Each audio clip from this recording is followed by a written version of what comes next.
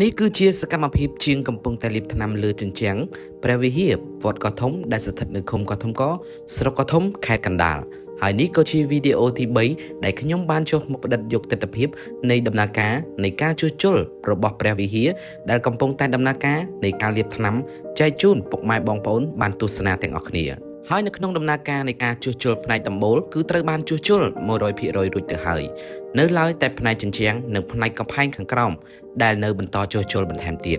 ហើយថវិកាទាំងអស់នៃការជួសជុលនេះគឺបានមកពី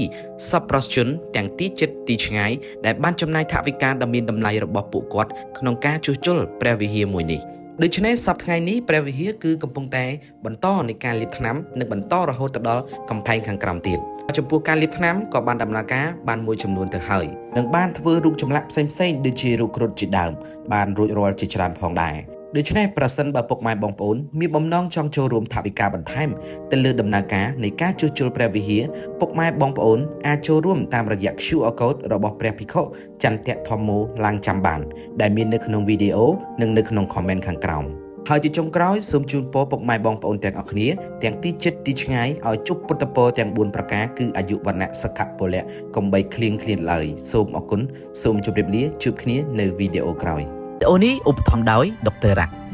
ឯកទេសកម្ចាត់ស្នាមប្រឡាក់គ្រប់ប្រភេទមានទាំងសាប៊ូលាងចាននិងសាប៊ូបោកខោអាវរាល់ស្នាមប្រឡាក់របស់បងប្អូនទាំងអស់នឹងត្រូវភ្លឺសចែងចាំងមកវិញកម្ចាត់ដោយអ្នកឯកទេសគឺសាប៊ូដុកទ័ររ៉ាក់ប្រសិនបើពុកម៉ែបងប្អូនចង់ជាវយកទៅប្រើប្រាស់ឬក៏លក់បន្តបងប្អូនអាចទំនាក់ទំនងទៅកាន់ Page ដុកទ័ររ៉ាក់ឬក៏បងប្អូនទំនាក់ទំនងតាមលេខទូរស័ព្ទដោយដែលបានដាក់តាំងបង្ហាញនៅក្នុងវីដេអូចង់បានភ្លឺសចែងចាំងកុំភ្លេច